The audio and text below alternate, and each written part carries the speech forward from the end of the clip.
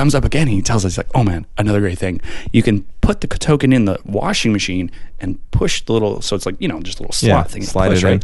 Push it halfway, pull it out, token's still there, machine starts. Boom, free laundry. Boom, free laundry.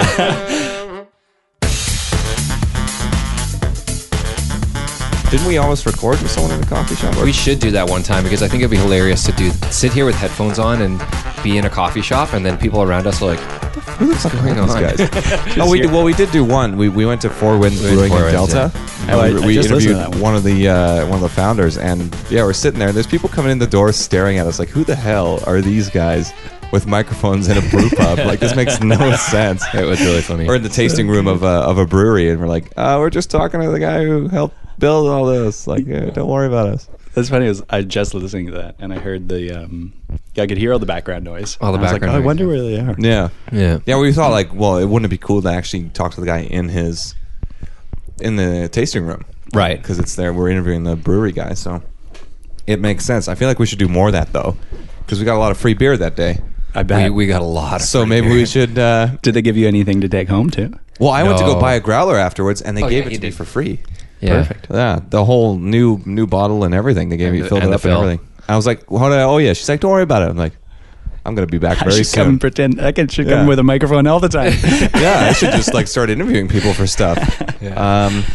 Well, we start every week off. We'll introduce ourselves. Lucas and Tim here as always, but we have Sean Williams. Is it Williams or William? William, no S. Yeah. And is that your last name, Williams, or is your last name? No, my last name is McGowan.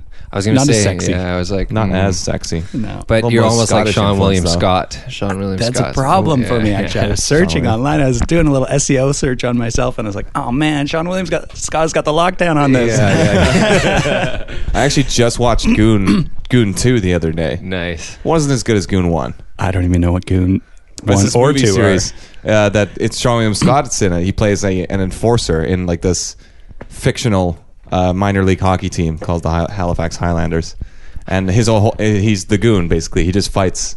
He just happens to be good at fighting, so he learns to play hockey so he can fight people on the ice. And the first one's absolutely hysterical. The second one's like, it's pretty funny, but it's not as good. And I only just watched the second one the other day, so that was just kind of funny how his name came up. But we like to ask people, Sean, how their week was. So how was your week? What happened? My week was busy. This week was really busy. Really busy? Yeah, my girlfriend does an annual. She works for an annual conference, and it just happened this year, which means she was up at 5 a.m. every morning, which means I was up at 5 a.m. every morning. No. But it was fine. I'm like busy trying to get some work actually with a bunch of ad agencies doing spots for them. So I have to call Toronto, so that kind of works out well for me to be up early so I can talk to them. Spots for what? You're a musician, so you're making music for these spots? So yeah, it'd be like if they have any video content or it has to be visual content, of course. Can't really add like somebody's reading a paragraph and add some little jingles. Little musical notes there. Like yeah. So any sort of like visual content that they might have. So it's typically videos and so just reaching out to them and seeing if they need any original music. And it's a bit of a slow process. It's kind of like reach out to them, see if the timing's right, chat with them. So I just kind of make a point of just kind of touching base with them every month or so. So that was kind of the week, and it's just busy kind of on the phone, so not so much music. And then actually last night I had a pretty fun St. Patrick's Day. Yeah, St. Patrick's Day. I didn't do anything. I had one beer, but my cousin is part of the Vancouver Men's Chorus. Okay. Oh, cool. I know somebody was in that as well. That's right. hilarious. So they had a drag show last night to fundraise for their annual performances. Sweet. So my cousin always invites me to play with him. So we had all bands. So I played with them last night. We played a number from the Rocky Horror Picture Show, Sweet Transvestite. And, man. so I got to hang out with all the drag queens last night, play guitar. So yeah, we had 2 performances Granville Island last night at the review stage. So wow, that was my St. Patty's Day. That's amazing. Yeah. Oh my goodness. Actually, I've been to the review stage a few times. It's like it's a nice little spot. It is. Yeah. It's great. We the first, like we had 3 shows in total. The first week was the week before yesterday was at the Columbia Theatre in New West. That was kind of cool spot. They have like yucks and things there. Like upstairs, and then they have the main concert hall and performance hall. But there's no lights or anything like that, right? It's just kind of like bare bones. It's just like lights on, lights off the stage, right? But the review stage is awesome. They have a little spotlight. We had a big huge sound tech and had all the lights going for everybody. Like set like, do you want red? Do you want blue? Like, what do you want? And have like all the changes. So it was a lot more professional than. That's wild. Yeah, so I love that. Yeah, that was pretty eventful week. My week. By the sounds of it. What about you, Lucas? Do you do anything cool? No. No, but I do have a crazy story to tell you guys. Okay. So, let me pull out my notes here first. He doesn't have a good memory. I don't have very good memory. That's why we have cell phones. Yes. So, this week I was very busy as well. I wasn't up at 5 a.m. every day. Thank goodness. That sounds awful. I actually got to sleep in most days, but actually, one of the days I went to bed early on Wednesday night. I went to bed at 8:30 because I was just drained from sports and stuff throughout the week. And so I just woke up. My body woke me up at 4:30 in the morning on Thursday morning, and I was like, I'll go back to sleep soon. And I waited, and it was a half hour later, just lying in my bed. I'm like, I'm not going back to sleep. So I got up and went to work really early and finished really early. But that's not the story. So the story was after volleyball on Tuesday. I was driving home. So Tuesday was, if you remember, a very rainy Tuesday evening. So on my way back from volleyball on Tuesday, had Tyson driving behind me. We were driving down 16th from UBC back to into Vancouver, into this side of Vancouver, and so we're driving along, and there's a bunch of crosswalks there that are not lit and not very well lit. I'm sure you know where this story is going. And so I'm cruising along at probably 55, 65 kilometers an hour, and I'm probably about, I would say 50 meters, not even, away from a crosswalk. And a girl has appeared in my vision. Oh no. Wearing all black. And as I imagined it, if I hadn't slammed on the brakes and made my maneuver, she would have been probably hit my right headlight, or like the right-hand side of my car. And just died. Oh, she would have died. Yeah, she would have been dead. She would have been very dead. But so I'm going to give a shout out to my car. I drive a Golf GTI. And so I was driving. I catch her at the last second. I'm 50 meters away from her. I see her. Slam on the brakes, slow down about 20 kilometers an hour, not enough to stop. It's wet too, so I'm not chancing a full slide. And that's no so good. Rip the car to the left, swerve around her, miss her. But now on the street on 16th is a 2-lane avenue, so it's 2 lanes going one way, 2 lanes going the other way, and then there's a grass median in the middle. So when I swerved left, I was now looking at the grass median. Ready for some off-road. Ready to go off-road. But so I pulled the car back right again. The car responded awesomely and put me back on the road. And I think, in my opinion, you can ask Tyson as well. In my opinion, I missed the goal by maybe 1 or 2 feet. Like that's how really close. How close I was to absolutely nailing her. So, and because Tyson was behind me, he saw everything happen. So I pulled over to the right of the road. I'm like shaking, full of adrenaline, like I almost killed somebody today. And he's like, "Yeah, man." He pulls up. He's like, "You all right?" I was like, "Yeah, I'm fine." Tyson's like, "Well, yeah, she's wearing all black." I was like, "Yeah, she's wearing all black." He's like, she has her headphones in, so she has headphones in. Oh, and she probably didn't even look. Wow. And he said she didn't even look before she crossed the road. She was looking at her phone because she was on her phone. So first of all, didn't have headphones in, couldn't hear that the car was coming, was wearing all black, didn't look before they crossed the crosswalk. All the things your mom tells you to do. And that didn't help. Okay, this is not. She was also a brown girl, so there was no. The skin color didn't help her either. She was fucked 4 ways. Too dark to see. Okay. And I'm like sitting there. Tyson's like, "Great job on the maneuver, though. You handled that expertly." And I'm like sitting there, like, "What the fuck just happened?" It's like, I don't know, man. I almost hit the gas. I didn't know what to do. So that was my week. Was pretty gnarly. I got home at about 11:20 and didn't go to bed till like 2:30 in the morning because I just couldn't sleep. Yeah. So that was a good experience. I don't recommend it. You know what I thought too? I thought, if I ever like hit a low point in my life and I'm like, man, life really sucks, I'm going to get into drugs. I'm going to skip the drugs and I'm just going to find people to narrowly miss. To narrowly survive. Perfect. Man, that rush, it's unbeatable. You can't. That's what I was thinking about. But otherwise, my week was pretty stock standard besides that story. Oh, wow. Well, I had a similar thing like a couple weeks ago. I was driving down Kingsway, and you know how it kind of curves around that park near Kingsgate Mall? Or I think I don't know Yeah, if you're I'm right. describing- Am It's- I describing yeah, it you're- right? that's right. It kind of curves. It does like this little S curve, and Yeah. then there's that Honda dealership on the left or something. Yeah. I'm trying to think. Yeah, I think that's it. Anyways, there's two Canada geese just walking across the road. It's the middle of rush hour. It's like 8 a.m. in the morning or something, or 7:30 or whatever. Mm-hmm. And they're just walking across the road, and they just stop in the left lane, and they just sit there. And I'm in the right lane, so I cruise by like kind of slowly and just watch them. Like, oh my God, these things are just stopped in the middle of the road. And there's people lining up in that left lane, like not 100 cars, but like a lot of cars just waiting for these two little geese to just like kind of decide to start moving again. Not the same as a girl wearing all black with headphones, but they're the close, biggest though. douchebags in the world. That happens to me all the time. I live in the West End. That's like every day on Beach Ave. They just little back and forth from the park to the sidewalk, back again. Stop. I play disc golf at the Queenie Park too, and there's quite a lot of geese there as well. And these guys give zero fucks. Like we'll throw a disc right near them; it'll land right near them. I'm like, look over. Can you not do that? Yeah.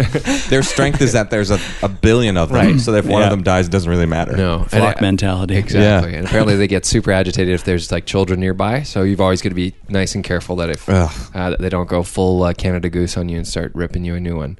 But Tim, I have a question for you. Yes. How was your week? Oh, how was my? Oh, well, I've been waiting to tell you so badly. It was a really good week, but the biggest thing that happened to me was I slept maybe 5 hours a night every night, and I'm a heavy sleeper and I need lots of sleep.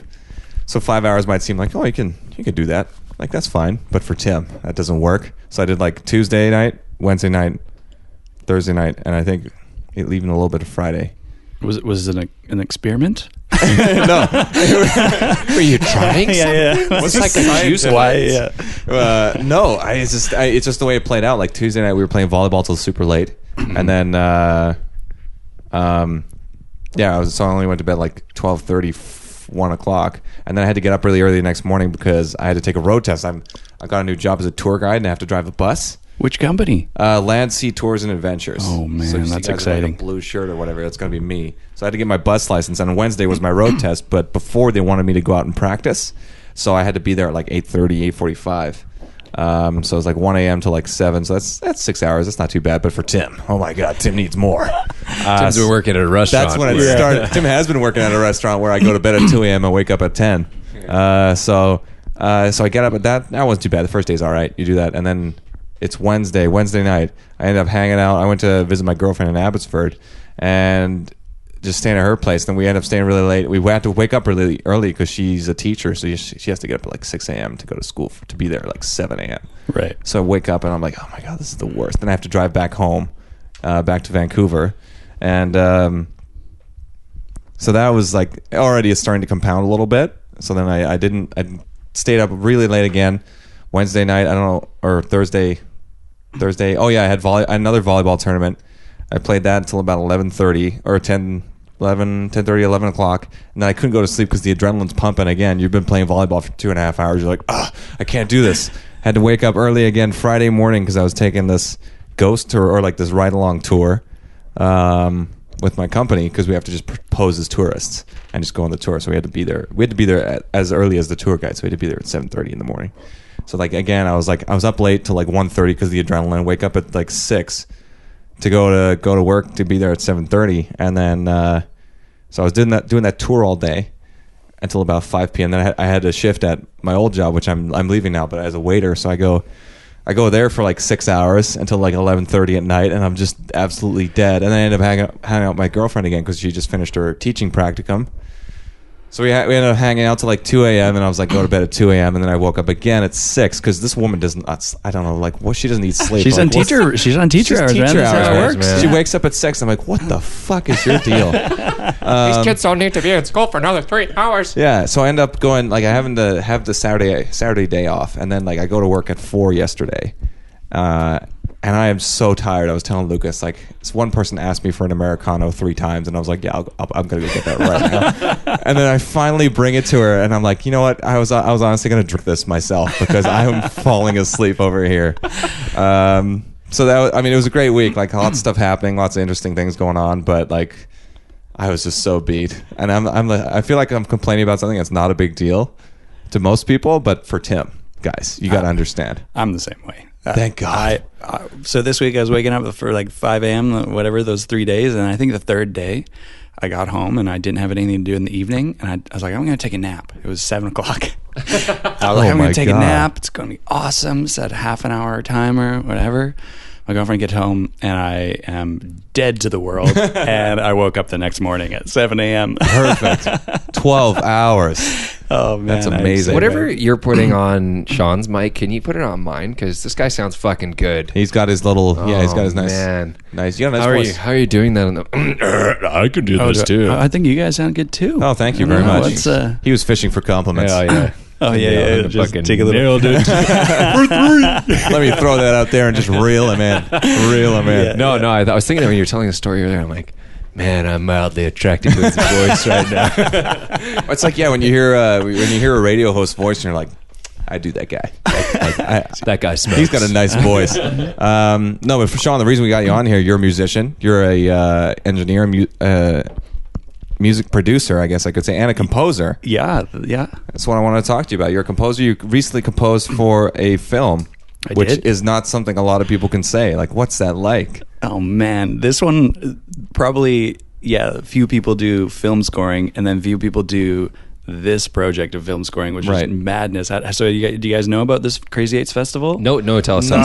We need an exposition. So Crazy Eights is an annual film I guess it's a contest. It's like a film event. Mm-hmm. And so they have a couple hundred applicants. I think this year there are 238 teams who applied to make a film. So what happens is that it's called Crazy Eights because the final result is that 6 teams make a film in 8 days. So it's all the shooting's done over 3 days, and then they have 5 days for post-production. So all your editing, all your whatever music, sound effects, sound design, coloring, everything like that, all has to be done in 8 days. So that's the kind of goal, these 6 winners. So out of the 238, it's whittled down, I think to 40, and then to 24, to 12, and then finally to the final 6. Wow. And so they're kind of working, when it gets to the top 12 or whatever, they're all kind of working together. They have some workshops and things like that. And when it gets to the top 6 is when it, becomes real, and they start really like working hard, finalizing all their scripts. They get professional help from producers, and they have a team of producers on the Crazy Eights board and help the writers and directors. And, typically there's like 2 or 3 people heading the team. Yeah. So I came on like fairly late. It was kind of a bit of a fluke process, really. I was looking, I'd known that I wanted to do some film, and I know, actually you might know her. Do you know Ron Reese? Did you meet her at On the Mic when? I think I may have, but just the one time. Right. So she's a voice actor and actress and been in film for a while, and she was actually involved as one of the teams who was in the final 6. And so I was like, oh great, maybe they need some music, and they're doing a bit of a comedy, but that didn't kind of work out because they didn't need a score, really. They just needed to license some songs from bands or whatever, right? So she's like, I'll kind of look around, and I was like, all right, well, I guess I'll just look up what everybody else is doing. And so I look up all the other teams, and I find this one team, and they had a film called Iridescence by the director's name, Maxime Beauchamp. And I just Facebook messaged him. I said, hey, Max, I loved your other film. I saw the trailer for it. It's amazing. It's great. Do you guys need a composer? I see you're in the top 12 for Crazy Eights. And messaged me back. He's like, oh, wow, great timing. Like, we need somebody who, A, as a composer, and then 2, can also play guitar. And I see that you play guitar. So, oh, my goodness. Some match made in heaven. Perfect. Yeah. So, we met up the next week, and then, boom, and then started. So the interesting thing about this film, so again, why it was kind of like a crazy project, the 8 days, of course, makes it really crazy. Mm-hmm. So that's one thing. The other thing that made this project really challenging was that there's no dialogue to the film. It was all visual and dance, like choreographed dance. So kind of a interpretive movement and things that was kind of expressing what the actors were doing, and then the music and a bit of kind of post production sound or whatever was in the set, kind of enhanced. So it made my job pretty, like, it was full on. Very important. Yeah, very important. Yeah.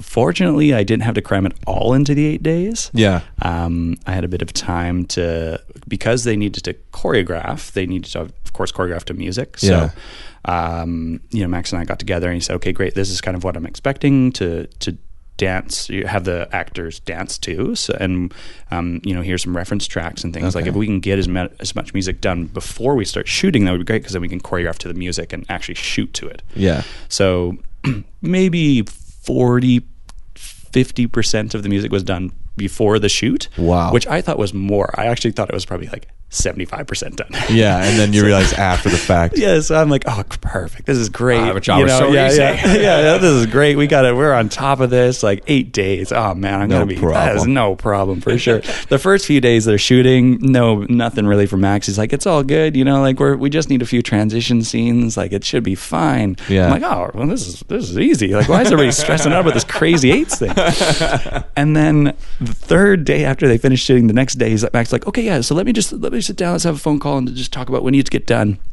And it was like literally I didn't stop for the 3 days. Like it was 9 a.m. to 2 a.m. like for the 3 remaining days.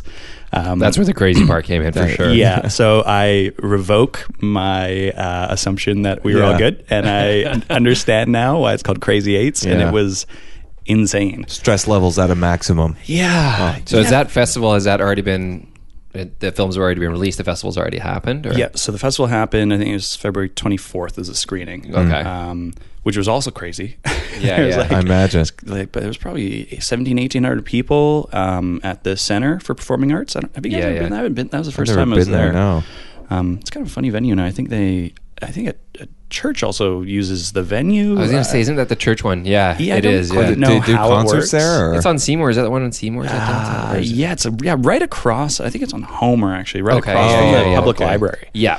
In downtown. So they had it there, and it fits all the people. But the crazy thing about it is that everybody, it's not like a movie where everybody comes and they just sit down. Yeah. Like everybody wants to talk to each other. It's an so event. it's like 1,700 people crammed into the little lobbies of like, of this center. Of this place, yeah. Talking about their films. They're like, Yeah. what happened during production? That's nuts. Yeah, so that was a fun event. But then, I had the after party at Science World, and so that's all wrapped up and done. But they wanted to push it for a festival circuit as well. That's usually what happens with the short films, is that they typically have like a main screening or something like that, or, right? But usually they're being sent through a festival circuit, so across the globe, really, like internationally, wherever they have submissions. And so Max and I have kind of spoke. We probably have a little bit more work to like refine on things, since I literally finished some of the music 2 hours before it was due. That's crazy. It was like, okay, we got to mix at 11 a.m. and I finished at 9:30.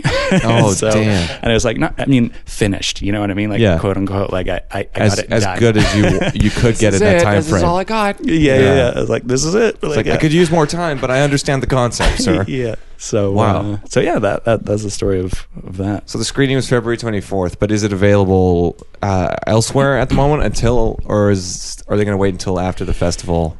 So push. It's interesting what kind of short films typically, it's only until they're finished a festival run that they usually be kind of released publicly, okay. if they are at all. Right. Yeah, that's the film world is pretty.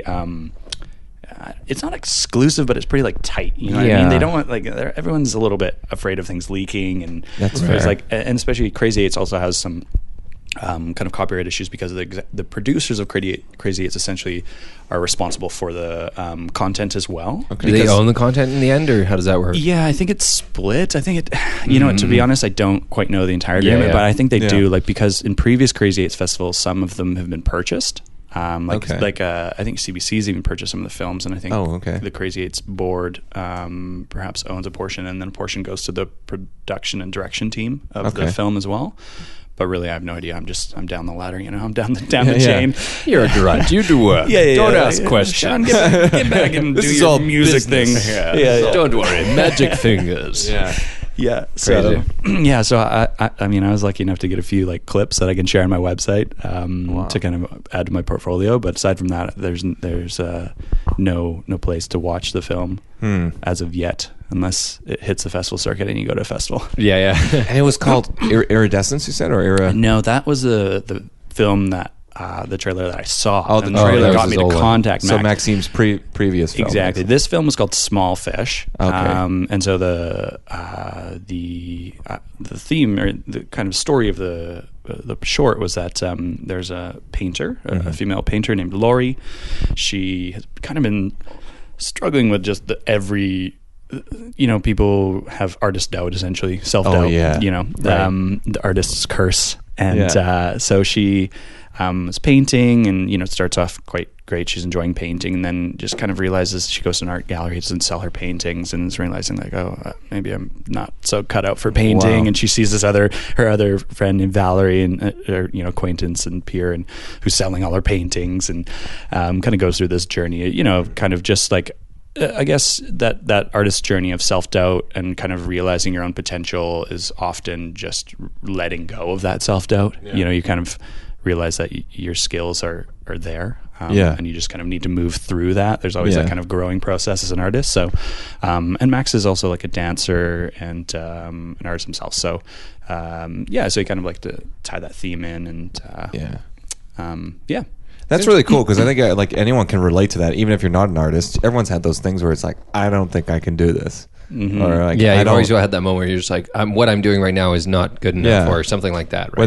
Whether it's art or professionally or personally or whatever, you're like, there's always that thing where you're like, I'm not good enough for you, Dad. I'm sorry. I'm sorry, Daddy. I didn't mean to disappoint you. I didn't want to let you down. A little close to home there, Lucas. That's all I'm thinking about. Let's skim right past that part. No. This is a perfect segue to shit our dad says. So, damn. I saw that little caption, but I haven't heard any of the things that Our your dad says. He is a dad. He just says dad things, and he just comes out with that's things great. Like, yeah.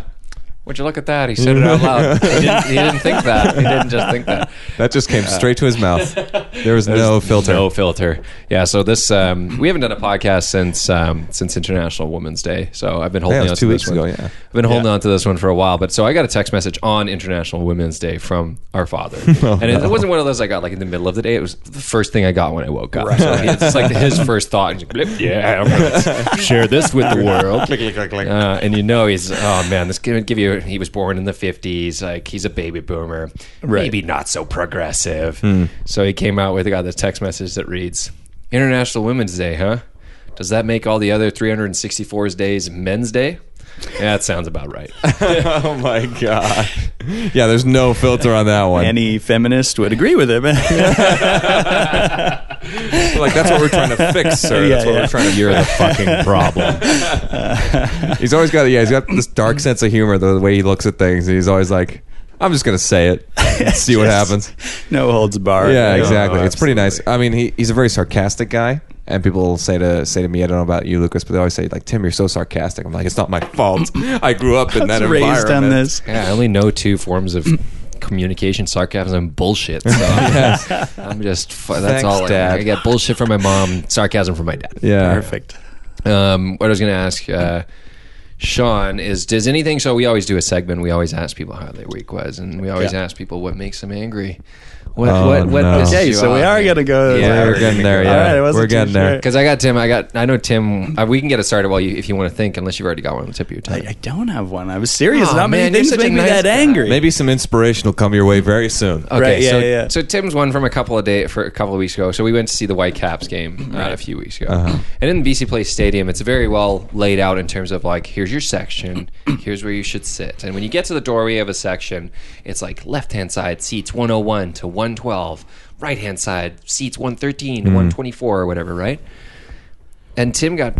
Oh no, we were at the Queen Elizabeth Theater. Was that sure. I think it was both times he got fucking pissed off at this. But, just throwing a fit. We were at. I was a little bit enraged. It was when just basically when people can't find their seats. It's like their first time. Like, it's okay. Obviously, there's some people in the stands or whatever that their first time watching a show or a football game or in a certain venue or whatever. You're not familiar. Sure, yeah, but you can't tell me 70% of the people there are like, that's fucking terrifying. I've never been here before. I mean, there's numbers that you just gotta follow. And the ticket, it says this section, this row, this seat. There's 3 numbers in that order. You just follow them. You're there. Yeah. You're there. It's a very, very easy hierarchy to follow. And I mean, it was funny because when we went to see Anthony Jeselnik at the Vogue, and we went to the Vogue, and our tickets say orchestra right or something, and we get to the back of the theater, and we look down, and there's 2 aisles, right, and we're just like, where's orchestra? Like, it's not clear where Is it orchestra right, right like stage right, or is it Right. right audience right? Yeah, because there's no orchestra, so we're like, well, what the fuck does that mean? So we start walking down the left-hand side, and we're like, oh, this is our row, and we see 2 seats that are open. So Tim just fucking charges in. Those are ours. Oh yeah, he's like, those are ours. We get there, and we're like, look at the numbers. Those are about 20 seats off right there. It's like 20 And seats we're removed. staying. And we like looked around, and we were late. I mean, We were like 15 minutes early. we were on time, but most of the Vogue had already filled up. And because the Right. Vogue is used for so many different things, the seats in the bottom section are all temporary. Yeah, you can take them out for the Totally. floor. Oh, Yeah. for the floor, exactly. Yeah. But holy shit, those temporary seats are close together. Like, Right.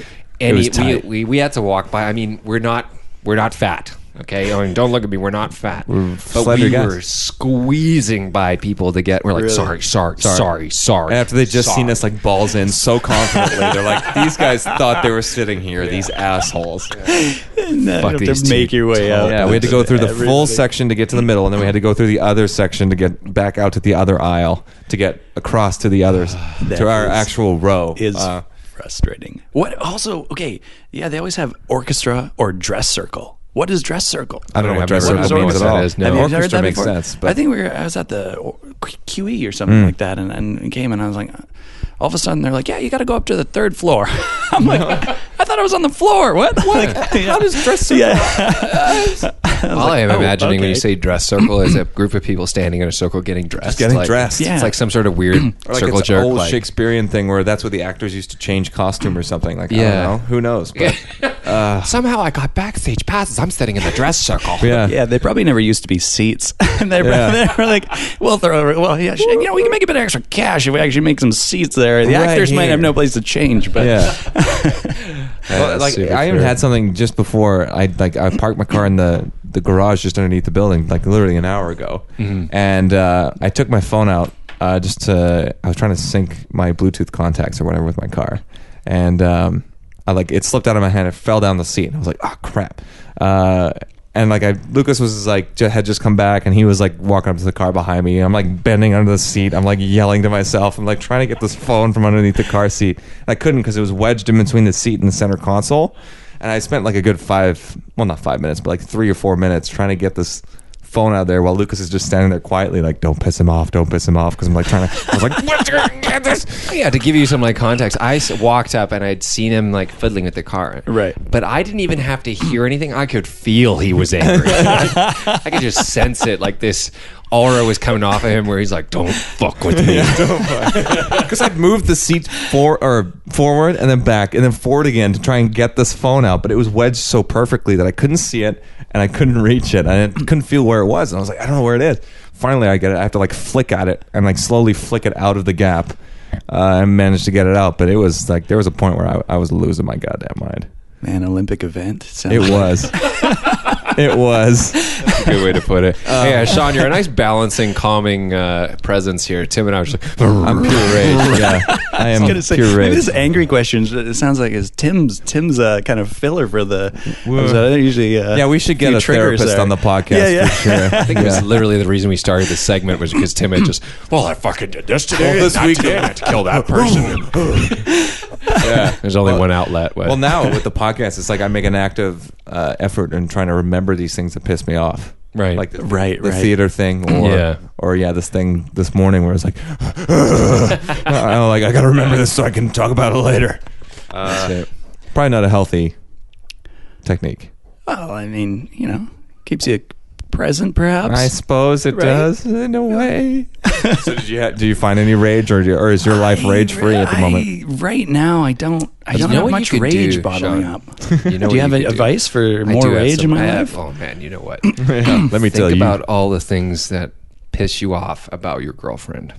Oh no. Do it right now, and then what you should do. Let me give you some. I'm going to give you more advice. Let me finish. This is a terrible idea. This is terrible. This is like dressing in black, putting my headphones in, and walking across the street while looking at my cell phone. That's a great callback. I love it. Callback. No, what I was saying is then you just don't tell her what you did today, and that would make her infuriate her. You could just be like, she's like, honey, where were you for between 5 and 6 o'clock on Sunday? You'd be like, nowhere, babe. Don't worry about She'll it. be like, but I wasn't at that podcast I was talking about. no. Yeah.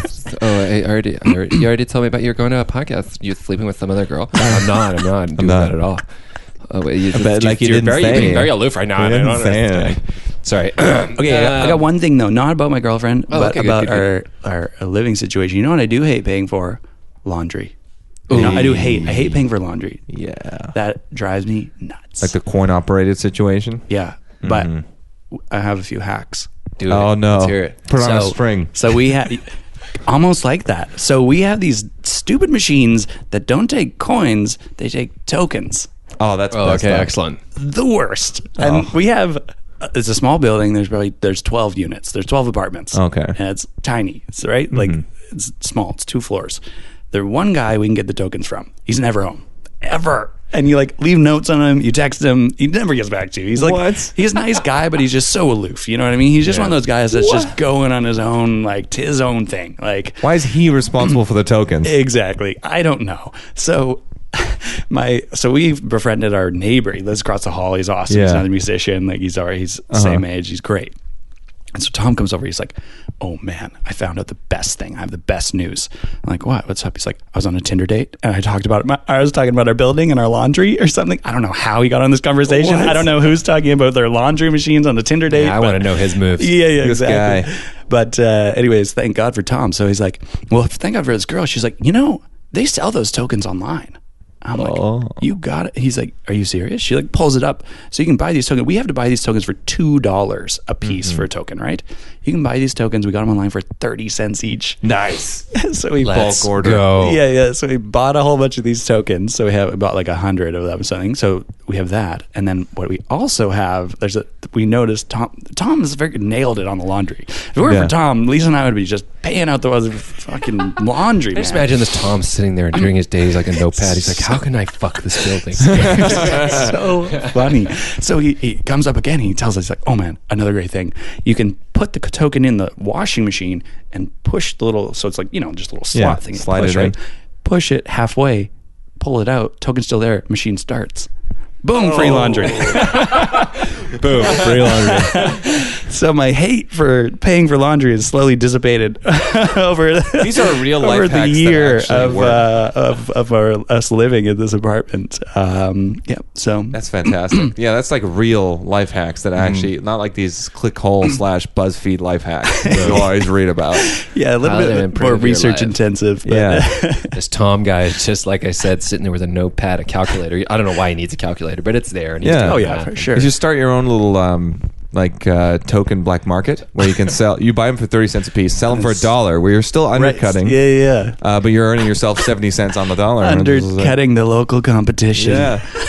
That's capitalism, bitch. Yeah, man, suck How it it. works. All level, motherfucker. Yeah.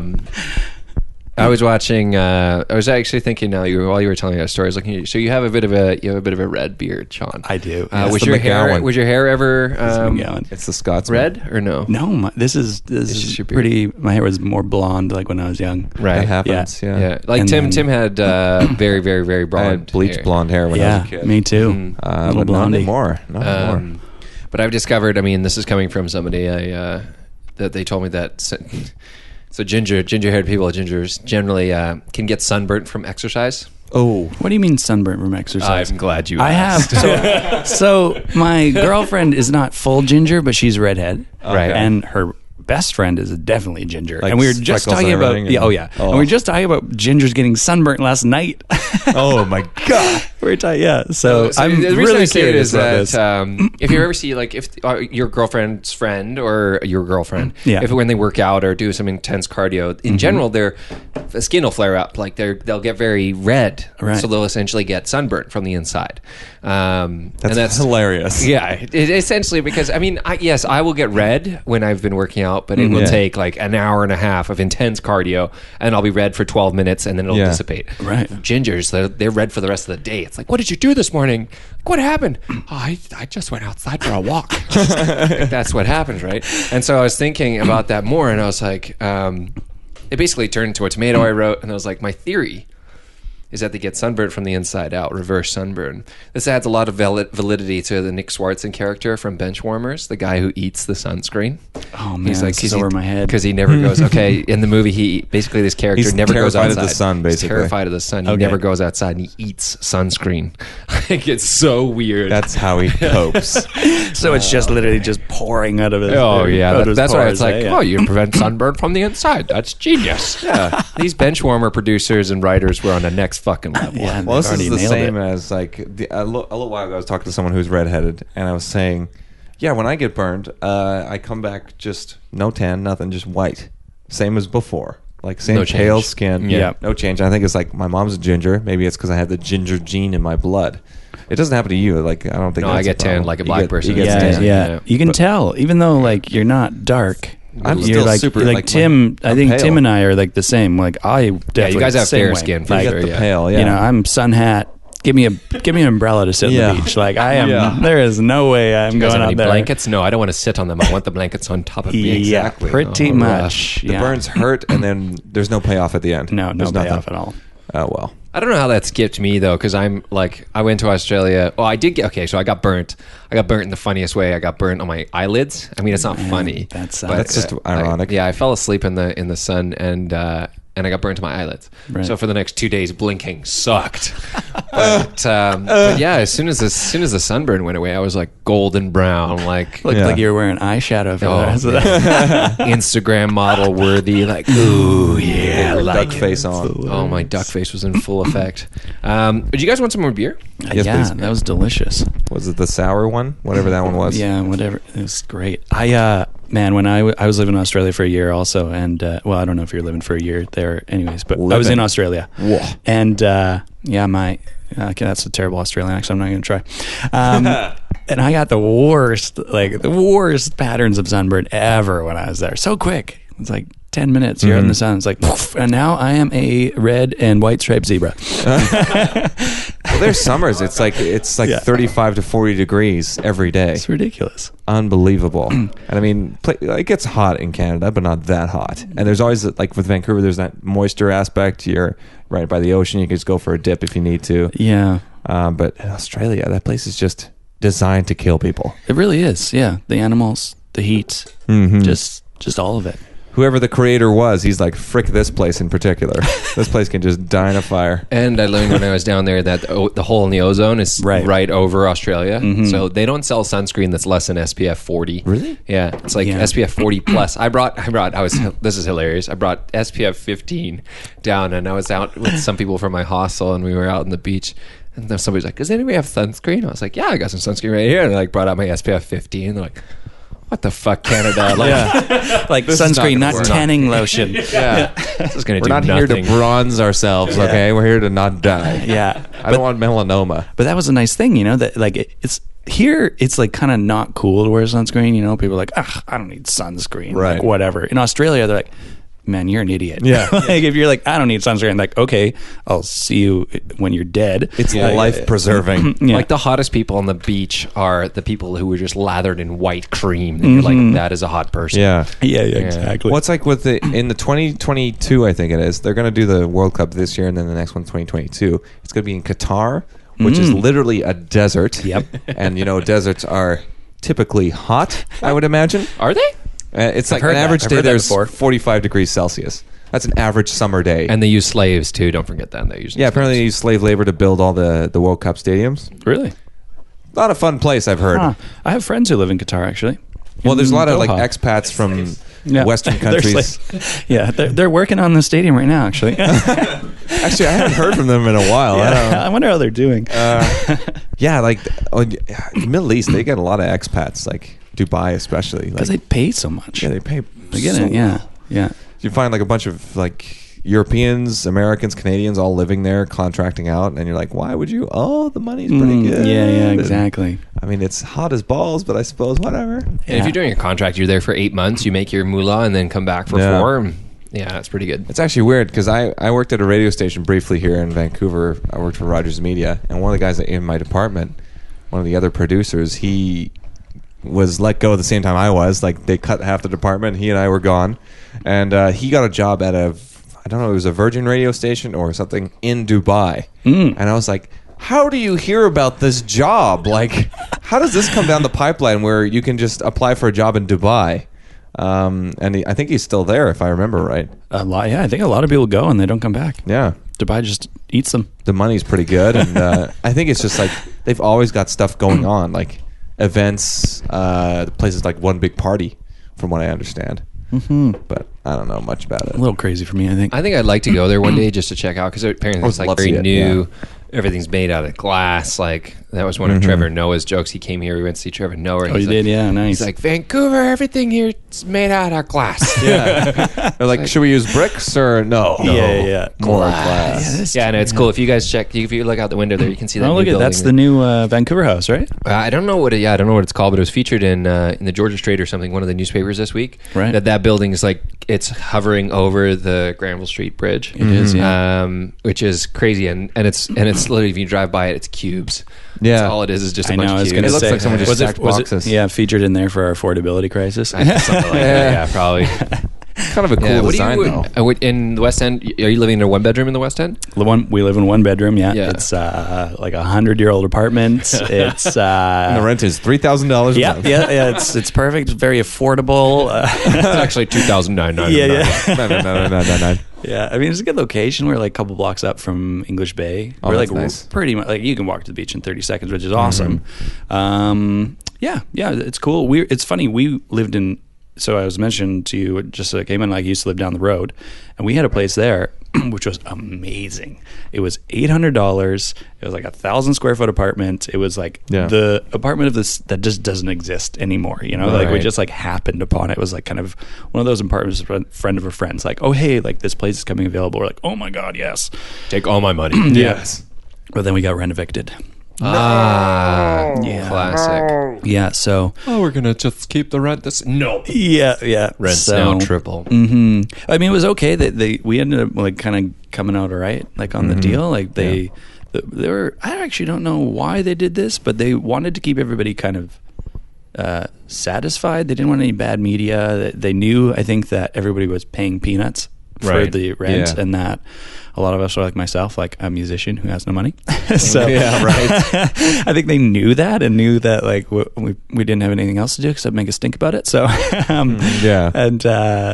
and so we anyways we were in a lease. They ended up buying us out of our lease. Whoa! So it wasn't just like get out of the building. They actually paid out the rest of your they like paid us out. So so we moved to the West End, and it's really it's really expensive now, but it kind of helps to offset it a little bit, but not for very long. Not for long. Yeah. Well, I guess this town, man, it's crazy. That's why I'm nervous. I'm actually nervous about this apartment, like that we're going to get rent evicted, right? Because I think it's unlikely to happen because I'm pretty sure Travis and I are the youngest people in this building. I haven't seen anybody like our age. Do people own in this building? No, it's all rent. This is all rentals. As far as I know, it's all rent. Right. But yeah, I mean, I've only seen like 45-year-old plus people living in this building. Wow. No one our age, like at all. Right. Wow. So everyone's older than 40. Yeah. So crazy. I'm a little nervous as to they could just be like, and it's weird because the way where we pay rent is there's a guy who lives in, he's a building manager, lives in the building. Right. But where we pay rent's like this like little office down on 41st in Granville, and it's like amongst a bunch of like accounting and law firms, but then it's like this real estate group, and it's like, what's the name of it? Nike Icon. Oh man, I can't remember the name of it, to be honest with you. I have it written down. That's the same spot that was the same. I think the same management, or maybe it was 41st and Oak. It was called Chiton or something. It was the same. That's it. Really? Yeah, that's okay. That's the same. That's the exact same one that I was like, it's managing our building. Yeah, crazy. Right. Time to get in the real estate business. You go there, and there's like one lady who sits at the front, and then there's a ton of people doing stuff back there, and there's paperwork fucking everywhere, and you're like, what is going on here? Yeah. It is kind of funny, isn't it? Yeah. And you try to call them, and you can never get a hold of anybody. That was the problem with us. But then, funny thing is, try to call them, never get a hold of him. But last year, on the first of the month, where I didn't have a check waiting with them to pay, I got a call on day 2. It was like April 2nd. Hello, Mr. Main. your rent check is not here yet. I'm like, I've been trying to get all of you for 6 months. This is what I got to do. I gotta let you know that I'm coming. This is easy. All I got to do is not pay you, and you'll call me. So wait, do you have to go down there to drop your check each month? Yeah. Why? Not each month. I can pay it. I can drop a bunch with them. Like, Right, yeah, okay. Post-dated ones. But that was really funny when I was like, pretty sure it's this month that it runs out, that I don't have any more checks with them. And then, yeah, sure enough, like the second, we don't have any checks from you. Well, thank you for letting me know. Yeah, my fridge hasn't worked for a month. And It's like, dude, my toilet sprays every time I flush it, but you know. Yeah, it's funny you mentioned the toilet. We actually broke. Do you know there's like there's a little chain on these old toilets that when you flush it, it holds the flusher to the rest of the mechanism. Right. It's a little chain. It's maybe like 3 or 4 inches long. Yeah. That broke. Called the guy. I was like, hey, the toilet's broken. He's like, was it the chain? Yep. He knew. He knew exactly. Knew right away. He's like, we'll get a plumber there today. Yeah. Was it the chain? It's like every single toilet in this building has broken the chain. Your people and your massive shits. Pretty fun. So you can last topic, I guess, that we have written down here, Sean. You can get your. So there was a lady. This was in the news a couple of weeks ago, but I think we need to be careful what we say in our podcast. Because what do you mean? What? There is a lady. Oh no, get nice and quiet. Oh, you meant right now? Yeah, just don't let anybody know. Okay, don't tell it. No, the title of this article was "Citrus County Teacher Removed from Class Over Podcast." Okay, so that's intriguing. A little bit of clickbait there. Right. Okay, you're pulling me in right now. I'll look at 10 ads just to read the next paragraph. Yes, I'll sign up for your weekly newsletter. Okay. The Citrus County School District has removed a middle school teacher from the classroom after reports that she hosts a white nationalist podcast. Oh my god! Whoa. Okay, that's not nearly as I mean, great. Like, I thought like we could get in trouble for something. No. You got a long way to go. Yeah, we do have a long way to go. You got to hit a few more people. Oh we man, have to host rallies against entire races. White nationalist podcast. Yeah, that's pretty bad. That's 25-year-old Deanna 25. hosting a podcast called Unapologetic. Wow. Yeah, it's funny when it's so ironic that did they she name apologize? I doubt it. It's so ironic. Like they name it unapologetic, as if they know that they're doing something wrong, and yet they still continue to do it. And it's like, why? Why can you not just be in your own little racist bubble and not have to push it out there, man? Like, whatever, be racist, but keep it to yourself. Seriously. I always say that. I was like, religion's another example of that. It's like you can practice your own religion. I don't care if you worship pasta. You can be a pastafarian. I don't care. Do it. Don't chop off people's heads, man. Please don't do that. And don't bug me about it if you don't mind. Yeah, that's funny. Unapologetic. We gotta look on our branding because that's the best title I've heard for a podcast. I know. Why do we call ourselves the Wonder Boys? Wonder Boys don't give a fuck. That's a new tagline. That's the new one. We're like, we just don't care about it. I did change this tagline slightly to make it non-professionals.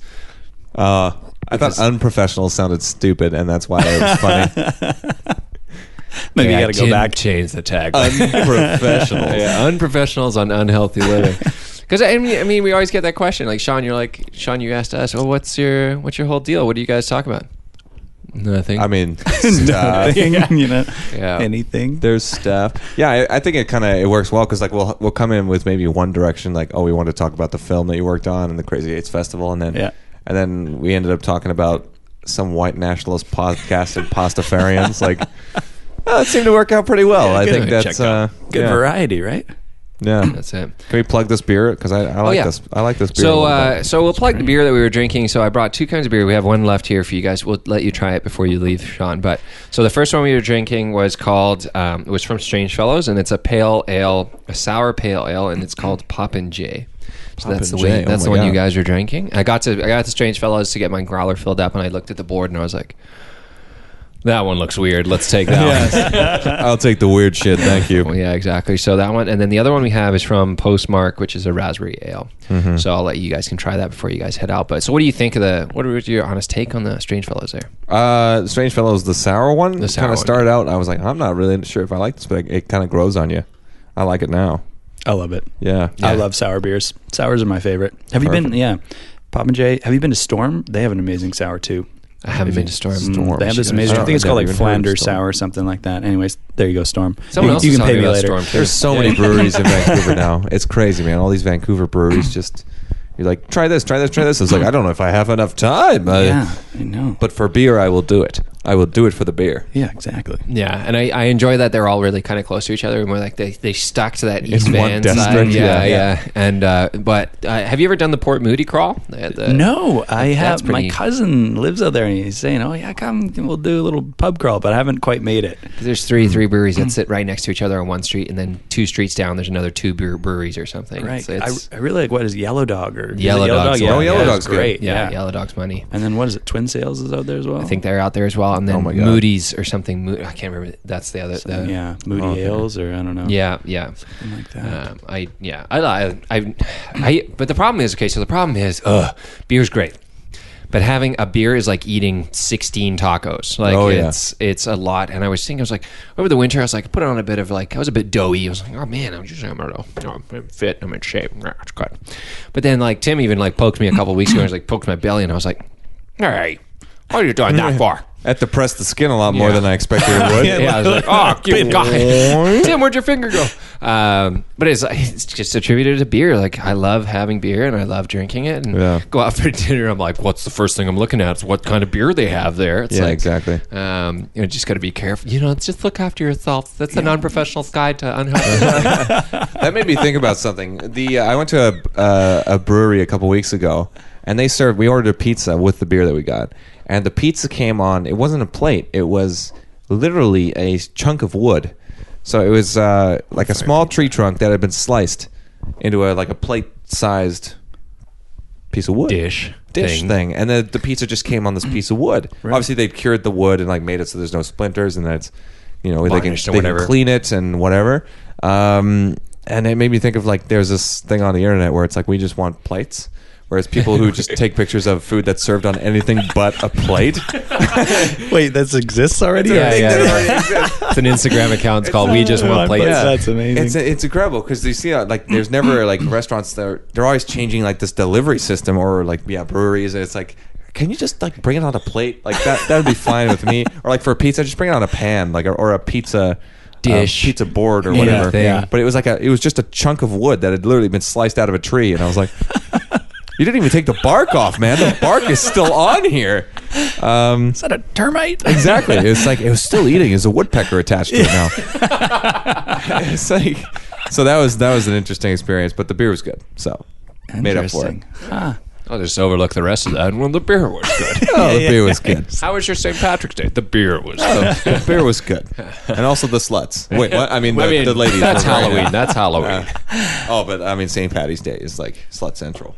So yes, I'm a huge fan of St. Patrick's Day, and I did it very big when I was in university. We went to a few keggers, and just the entire day was an event. And then yesterday, I went to Whistler in the morning. I went skiing in the morning, and it was very quiet in the mountain, and we just did laps on the groomers. And we came back. I got back at 3:00, and we played around at disc golf, and then fell asleep pretty much. Such a Vancouver day. Oh man, it was a super Vancouver day. But I was just I wasn't thrilled. Man, it's a sign of my age now that I'm coming out and I'm like, I just don't want to go out there and be with the hooligans.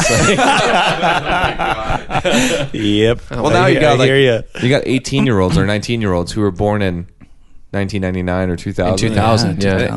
I mean, I was only born in 94, but I feel like but you know what a cassette tape you know what a cassette tape is. You've seen a floppy disk. I had a disc when I was a kid. So Sean, how old are you, Sean? I'm 28. Yeah. So he's seen a Discman. He knows what a cassette tape is, and he said that. Like I said, that's to Tim. Well, I heard a kid over say somebody broke a floppy disk, and they're like, "Why'd you break the save button? What are you doing with the save button?" That's not great. It's not a save. Okay. Well, even when I was in grade 7, which would have been 17 years ago. It would have been 2006. They still made us use floppy disks to we would sometimes go to typing class and we would save our typing on the floppy on a floppy disk. Really? Yeah. And I was thinking that was as late as 2006. Right. Wow. Yeah, I remember using DOS programs when I was in grade 1. Lucas, how old are you? I'm going to be turning 27 this year. But okay, so maybe the same for you. I remember the orange and black DOS, or I remember playing Lemmings or something. There's that little game. There's no color on the screen. Yeah, just orange. Yeah. We had blue, just blue. I remember our computer labs was just blue. Yeah. One color. There's one color. Yeah. Yeah, we've come a long way, man. Technology's crazy now. And I think about it now. I mean, like you see this TV here, like this TV is super flat. And I think about when the first computer lab I went to, and it was like a screen this big, but the back of it was massive. The projector alone cost $1,000. Yeah. And now you can I'll mount it to my wall and it won't fall off. Yeah, that's pretty crazy. cool. Yeah. But then they still got those TVs at schools where they roll them in. It's a CRT TV. You're like, why don't you guys upgrade? Right, with the safety strap. Yeah, because it could crush a child. It could literally kill a child. I remember in the 2010 Olympics, like the amount of schoolwork that got done. Sorry, not the 2010 Olympics. It was, what was it, 2008 was this? I want to say it was Beijing was 2008. Yeah, it was 2008. And when they no schoolwork got done in that 2-week period, because all the teachers would roll the screens into their classrooms, plug it into the cable outlet, and we're watching Olympics. We're watching the Olympics. All right, kids. Or even in 2010, you'd graduated high school by then, but I was still in high school, and they had these TVs in the hallway where they'd usually do school announcements, right? Or coming up this week, but it said they just had a constant stream of the Olympic Games. So in between classes, teachers would be trying to corral kids into the rooms because they were all just watching the Olympics up on the TV, and they're like, "Get in here!" But yeah, but it's the Olympics. I'm like, This is a once in 4-year event. Yeah, and it was in Vancouver, so I was like, that's extra cool. That's super, super cool. Yeah. I mean, John, do you have anything else you would like to get off your chest? Any rage? No more rage. It doesn't have to be about your girlfriend either. I mean, I know that's pretty much your world, right, Lisa? It's his world. It's his world. Wow, you know her name. You said it earlier. I kept track of it. I'm good at Nice. that. Did you? I didn't write it down. That's amazing. Yeah, clever. So, what you want me to rage more? Is that what you're asking? No, it's just you don't have to rage. Is what I meant. You can just talk about anything. Plug your shit. Plug my shit. Yeah. Yeah. You have your own website. I've seen it. It's actually really good. It's better than ours. Oh, really? Oh, thanks. I've spent way too much time on making a website. There we go. I'm sure you guys understand. Oh, well, we don't spend enough time on it. That's why it's so crap. Oh, man. Yeah, I should do that. Don't get into it. Just hire somebody. Hire somebody. I'll hire me. Yeah, exactly. Yeah. So I do music for not only film, but I also do anything for commercials, whatever you can license tracks that I have or composing. And my website, SeanWilliamAudio.com. I also do audio engineering or mixing services, anything like that. You can check out, I have examples of music online at SoundCloud as well, soundcloud.com/Sean William Music, which is a bit of a pain in the ass with the 2 M's there. Yeah. And you know what's actually funny little thing, side tangent on that. So I've been, trying to work with some ad agencies and kind of gotten a few things, but I was like, okay, I should pitch to a few more of them and see. And so I sent out these links, right? And I was like, great, I'll include a few things of my work, introduce myself, talk to them. And so SoundCloud.com/Sean William is a page as well. And I didn't realize that the music had got cut out of my link. And so I was linking these people to this guy, Sean William, in the States somewhere. And his profile picture is of him with a beer. And his first title track is called Spilt Beer. And I was like, oh my God. Potential employers, look at this. Yeah. Having these great conversations with people. Be like, oh yeah, I'll send you some examples of my work. It'd be great to work together soon, blah, blah, blah. And then they get this guy like, I don't even know what the song was. Spilt Beer. So disappointed with myself. Who's this Sean William character? I want to meet this anonymous internet fellow. Yeah. So, that is I. Check it out. Cool. Yeah, we will. SeanWilliamAudio.com. Yeah, that's it. And your SoundCloud, not Sean William. No, Sean William. Yeah, make sure to get the double M in there. Gotta get double M's. Double M's. Yeah. Well, you can always listen to us on iTunes, I guess. You could do that. Google Play, I guess. That's also possible. We tried to get on Spotify, but they're very exclusive, and they would with not let podcasts, us. They're very exclusive. Apparently. Well, you got to pay a little bit, or you got to be invited. I think. But you got to know the right people. notoriety. You've got to have actual, you've got to have influence. I think on the internet already. Well, who do we have to meet? Yeah, whose dick do I have to suck? That was something we left out. I should have. Damn it! I meant to bring it up at a perfect point like this. Tim had a good quote this week where he said, "He's like."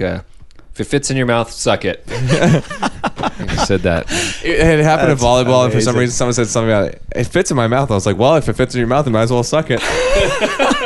I was like, we're standing there with 3 girls. I'm like, I'm sorry. Like, Life motto. I mean, it just means grab life by the balls. Grab life by the balls, guys. and then suck it. Yeah, no, don't neglect the balls, guys. No, don't. Stroke the shaft, fondle the balls. You know? I feel like we just jumped off the cliff. We just went way off. I feel that invite to Spotify coming right now. Yeah, the head execs are like, these guys are what we need. Guys. Yeah, they're in. We don't have enough. Yeah, I'm lost now. Okay, yeah, SoundCloud. Yep. Not Google Spotify. Play. Google Play Music, iTunes, Facebook, Twitter, Instagram, all Wonder Boys Cast. You can find us on there. Wonderboys.ca. Podcast.com, I think, is another one. No, I killed the podcast.com. You signed up for another one, though. I got an email about it. I may have done that, but it was no. I killed that too. This is all behind the scenes stuff. We do not need to talk about this. I know. Well, thanks again, Sean, for coming on. We really appreciate Thanks it. for having me. This is it's always fun having someone new on the podcast. So fresh meat. Yeah, fresh meat. Don't put it in your mouth. And somebody Don't who put it in his mouth. Yeah. They say somebody who bikes here as well. It's nice to have somebody add to our collection Cycling, here. Yeah. There's not enough, really. I mean, you can't really tap out at 5. I mean, 2-bedroom apartment definitely needs 6. Yeah. That's what Minimum. we felt. Minimum. Yeah, I think if you're, 7. We got tons of wall space. We're good to go. Yeah, patio too. I mean, there's no bikes in the patio. Plus, you can hang them off the balcony. Yeah. We Some people hang some stuff. I don't know if that's a real thing, but yeah. Anyways, thanks again, Sean. Well, thanks for having me. All right.